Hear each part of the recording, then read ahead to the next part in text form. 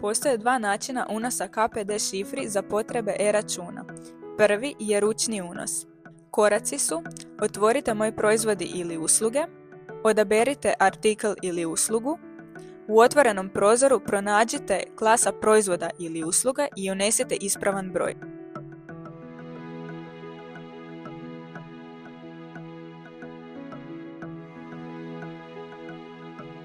Kao zadnji korak odaberite Spremi i zatvori.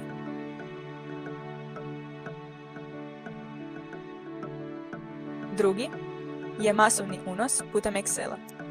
Za korake odaberite opciju Moji proizvodi ili usluge, preuzmite predložak i otvorite Excel tablicu. U zadnjem stupcu pronađite polje Class Code i opišite odgovarajuću KPD šifru.